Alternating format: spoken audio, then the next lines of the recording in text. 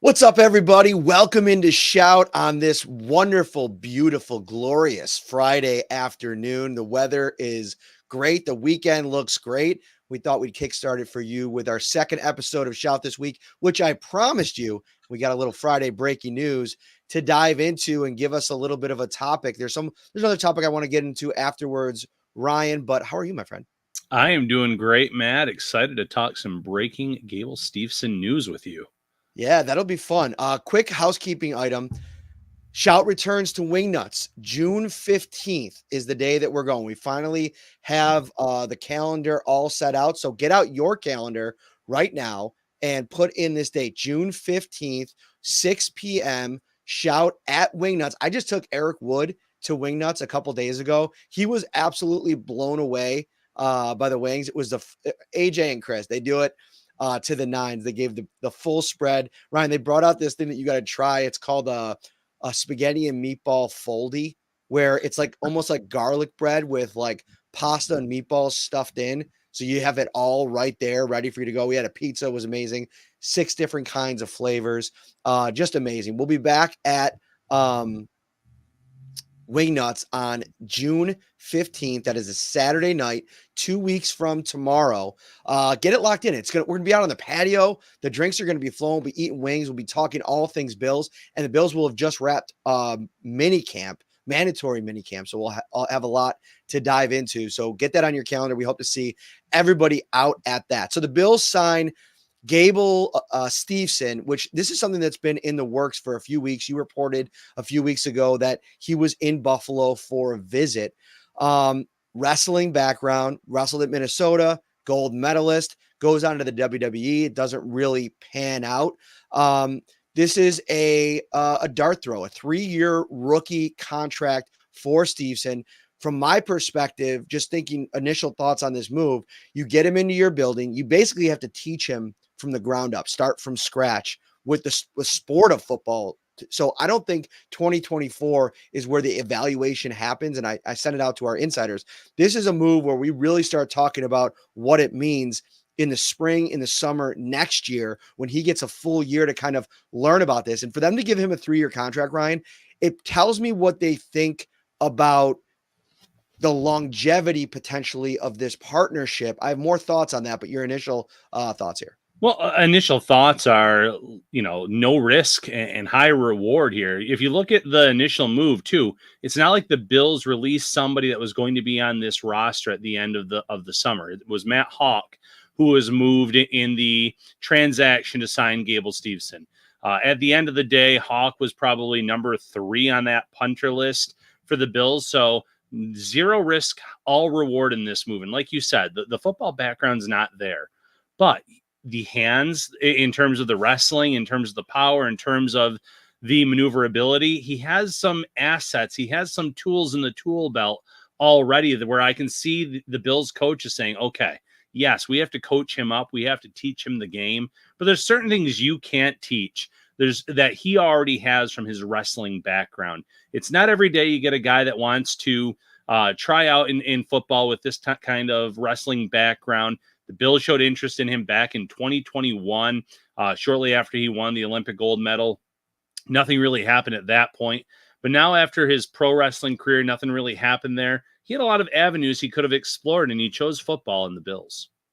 So that's the part I want to really dive into here, because I do initially, after like looking through the last couple of years for him, have a question about, does this make a ton of sense from a guy being bought in? Now, I don't think the Bills would have given him a 3-year contract, done their due diligence, if they didn't feel like this is a guy that's committing to the sport.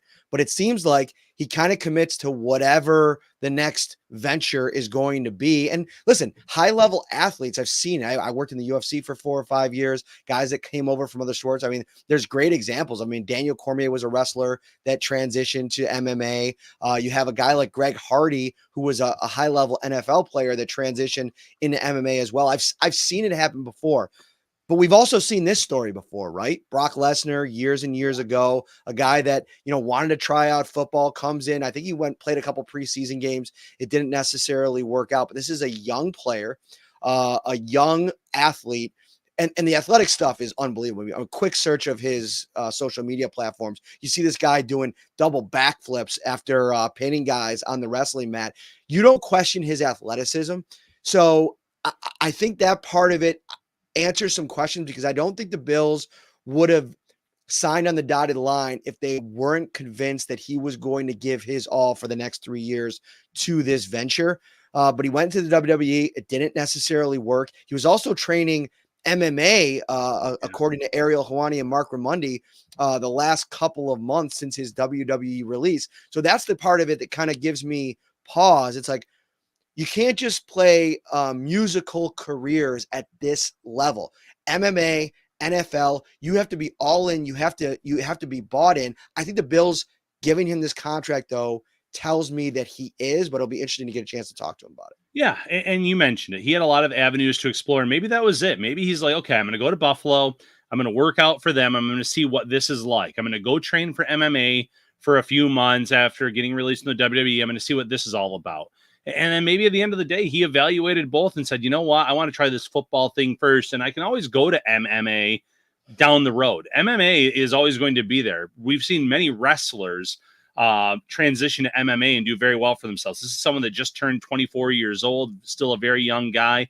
Even if he's with the Bills for the full 3 years and it doesn't turn it, pan out, you're still talking about a 27-year-old who could go on and get back into MMA training and use his wrestling background to really help him in that avenue. But, the Bills this year, they're looking at athletes. They draft someone in the 7th round that has no real football background. He played rugby. He did rowing. He did all these other sports, and the Bills brought him in out of that international pathway program. It's not something that other teams aren't doing, that other sports aren't doing. You mentioned the WWE.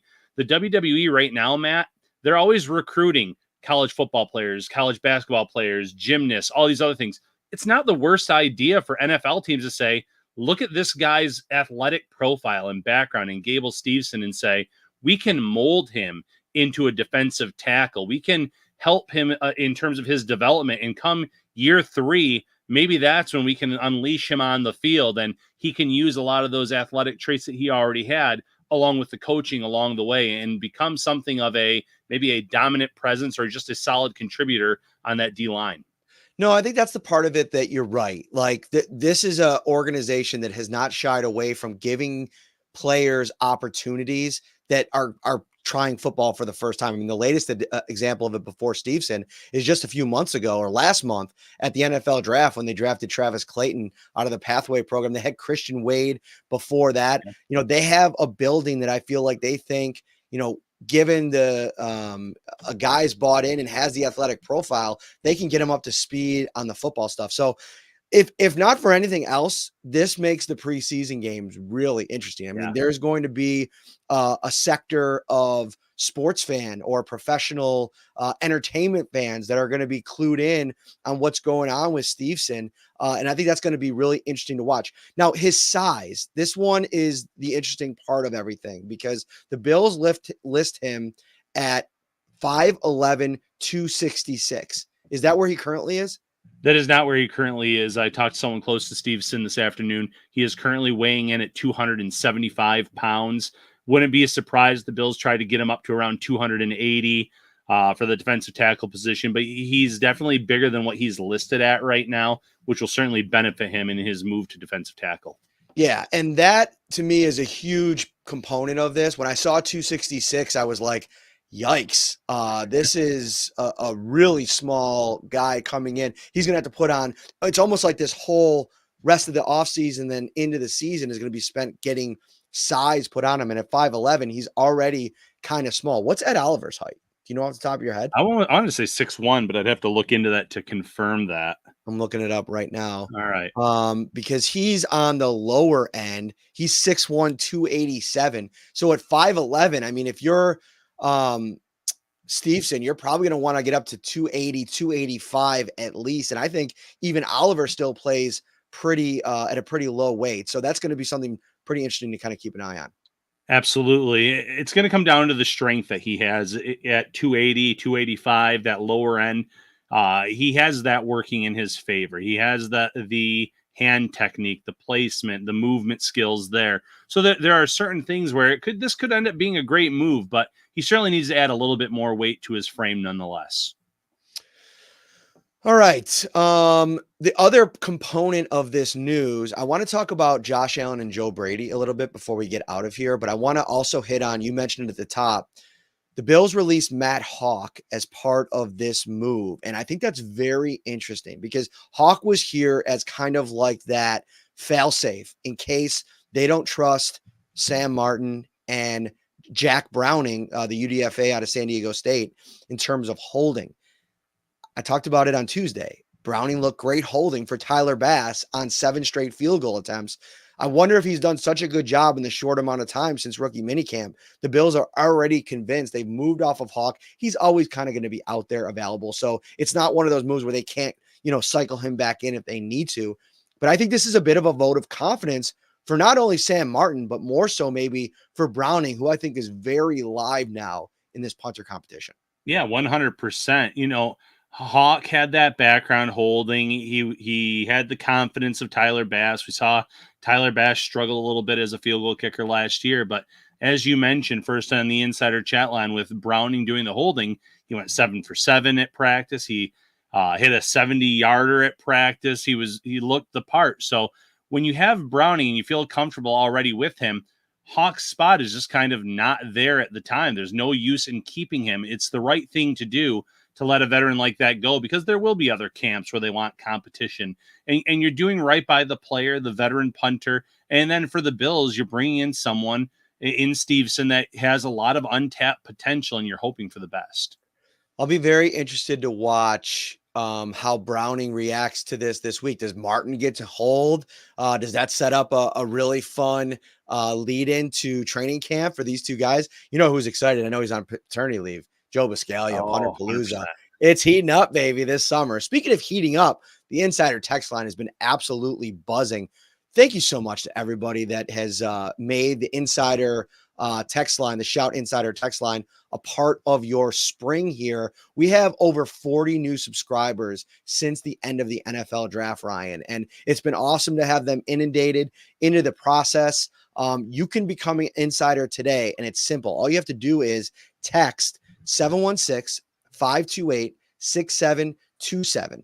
You'll get a text back, reply. It'll set you up with instructions on how to sign up. You get a 2-week free trial, $3.99 a month after that. I think it's more than worth your time, especially in the lead up to training camp. You're going to want to be locked and loaded for all the insight coming out of training camp. You could also go to joinsubtext.com/shoutbuffalobills. They'll walk you through it there. The Shout text line is brought to you by Carrie C. Beyer, attorney with the law offices of Francis M. Litro, located at 237 Main Street, Buffalo, New York. If you or someone you know is seriously injured, give Carrie a call, 716-852-1234, or check out litrolaw.com. You spent a lot of time wading through the insider text line, responding to a bunch of folks in there. What was a big takeaway from how Bills fans are feeling? Give me the temperature of the mafia right now.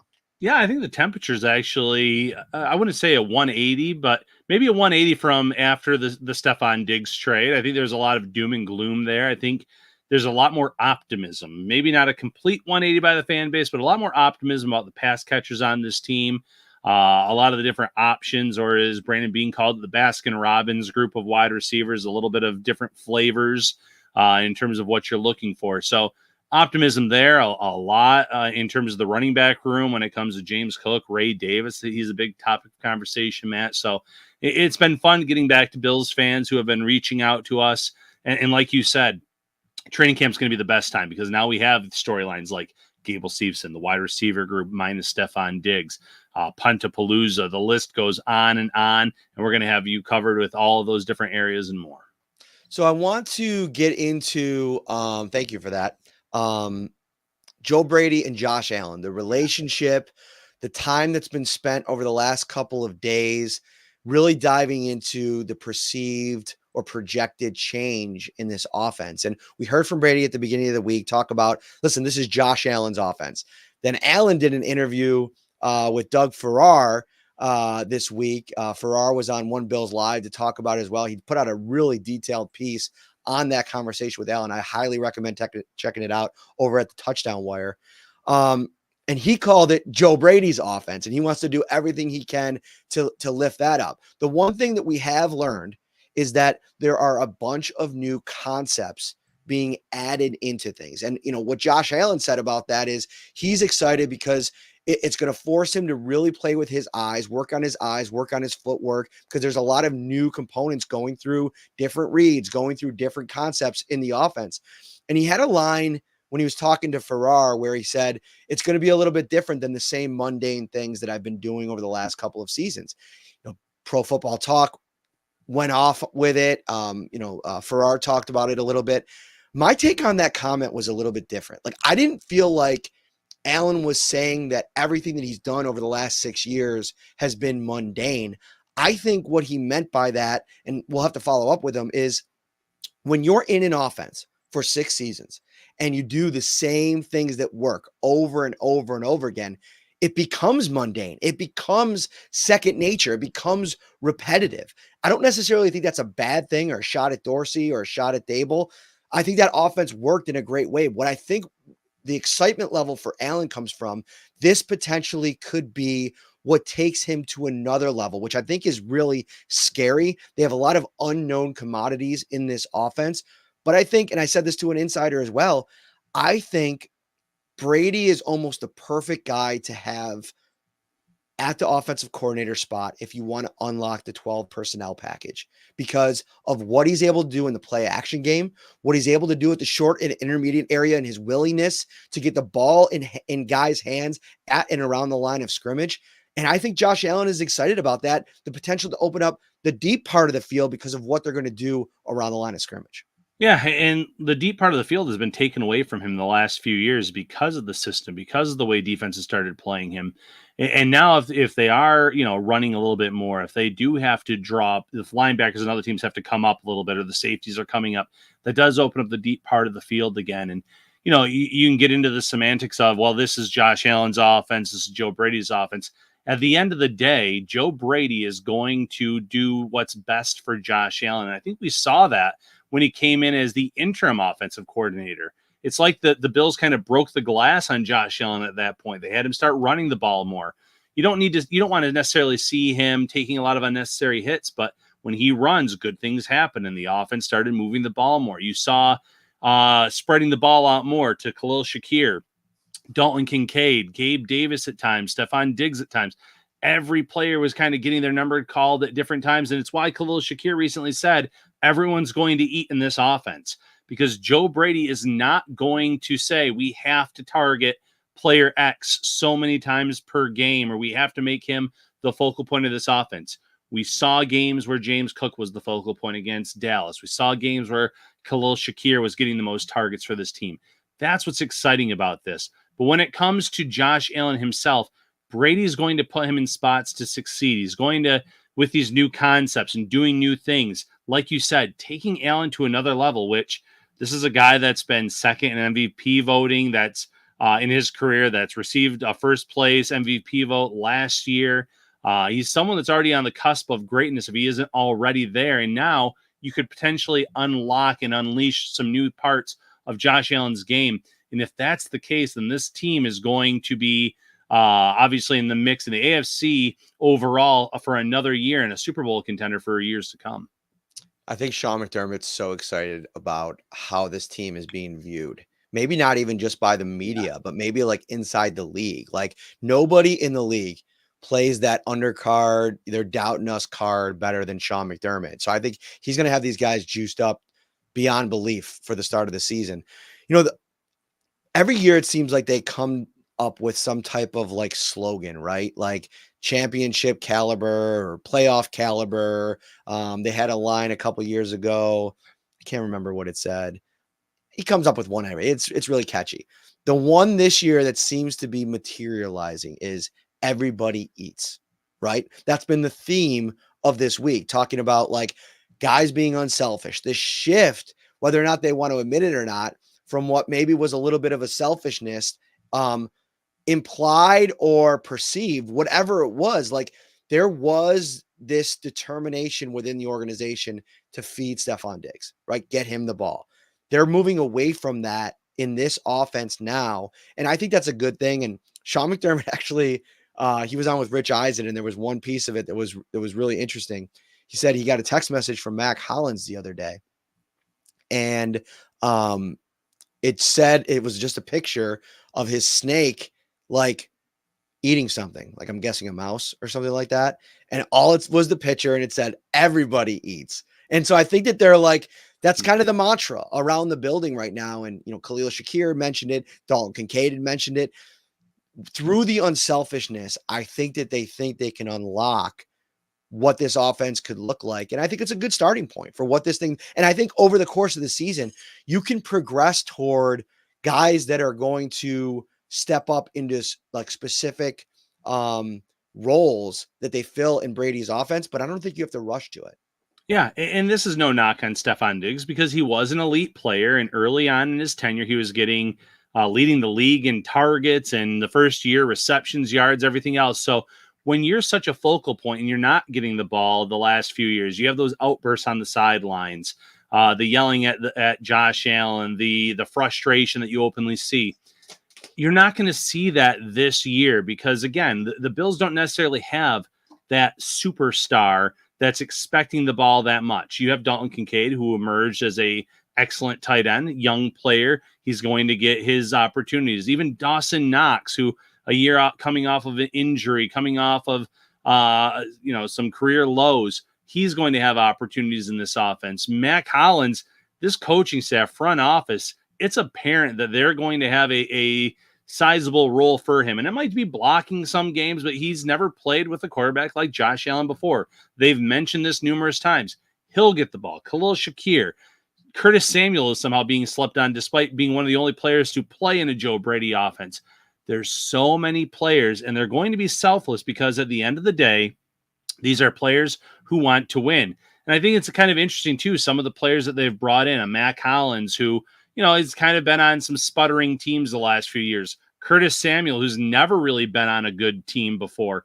You bring in a lot of these guys that they're going to want to win more than anything else in terms of those free agent additions. You bring in a Keon Coleman that's come from nothing but winning in terms of his time recently at Florida State. So winning is going to be the expectation over everything else. And if they're winning, everyone's going to be happy. All right. So final minute here or so. Will Gable Steveson, and it's been talked about here in the comments, and that's why I'm bringing it in. Will he ever play in a regular season NFL game? Yes, I'm going to say yes. Wow. Okay. He'll get elevated from the practice squad at some point late in it. Not maybe, I don't think this year. I don't think he plays this year. Let's say year 2, late in the season, meaningless game. They elevate him to see what he has. I'm not saying this is someone that's going to come on and light the NFL on fire, but end of year 2, let's see how he does against live competition. The Bills give him a look in a meaningless regular season game down the line. I'm not going to take the easy way out and say it's impossible to make this projection or prediction because we've never even seen him play an NFL snap in a practice. But I think that you can bet on the Bills a little bit here. And the fact that they're bringing him into their culture, obviously something that was brought up too on social media. He was arrested in 2019 while at Minnesota for an alleged sexual assault. No charges were ever brought against him. He put out a statement, I think a few months later, once it was announced that there weren't going to be charges, basically saying that it was a hard time for everybody. Like I'm paraphrasing there. I just read it really quickly. You can look into that a little bit, but I'm sure the Bills have done their due diligence here because they're not in the habit, especially after recent years. The Matt Araiza situation comes to mind, to gamble on a guy like this who is a project. Like there's no other way to frame this than somebody that you're taking a little bit of a risk on. And I'm sure they did their due diligence on him and that situation. I don't know enough about it to really comment on it, but to give him the keys to a 3-year deal on their roster, like it has to tell you the excitement inside the building when they watched him work out, when they met with him. Sean McDermott obviously loves wrestlers, and that's been well documented. But I don't think that your projection or prediction is that off the wall because of the investment that it seems, at least initially here, that they're making. Yeah, if this was a come to camp and let's see what you have, that's one thing. A 3-year contract tells me both sides are really going to give this a legitimate go and, smash physical, criticizing my prediction. That's fine. Maybe you'll end up being right, but there's nothing wrong with in terms of the Bills trying to develop this guy for 2 to 3 years and seeing what he has at the end of the day. And like we've seen it, like Jordan Mailata is an all-pro Mm. left tackle and never played football before. Like we have examples of this working. Like when you're that kind of high level, 99th percentile kind of athlete, like there's always possibility around that. And maybe he doesn't ever turn into like an every down starter or like an Aaron Donald or a Chris Jones. Like maybe that's not in the cards, but if he turns into, a pass rushing package kind of player on the interior, that's something that, Sean McDermott is always looking for. So I think it's going to be something that's going to be worth watching over the next couple of years. It was an investment. There's a lot that goes into it. And it's another guy that, I think people that maybe not are super involved in football are going to be watching from the outside. Yeah, 100%. This is another interesting wrinkle in storyline for the summer. Bills fans checking out training camp of St. John Fisher. That'll be one of the players that I think a lot of fans will have their eyes on all summer long. And by the way, hate the flex about like knowing football. I'm pretty sure Mr. Talbot has forgotten more football than a lot of people know. So let's dial it back. There's very few people that spend 365 on the sport of football like Ryan Talbot does. So smash physical. I get it. Let's have a disagreement, but let's not question that. That's silliness. All right. Have a great weekend, everybody. June 15th, Wingnuts Live. Come out. You could test Ryan Talbot's football knowledge. I'm sure you're all going to be very impressed. We'll have a live show at Wingnuts. It's going to be so exciting. We cannot wait. It's going to be a great, official start to the summer. That's how I'm treating it. We'll be out on the patio. We're having some drinks. It looks great. It's going to be fun. Here we go. Ryan Talbot. I'm Matt. Have a great weekend, everybody.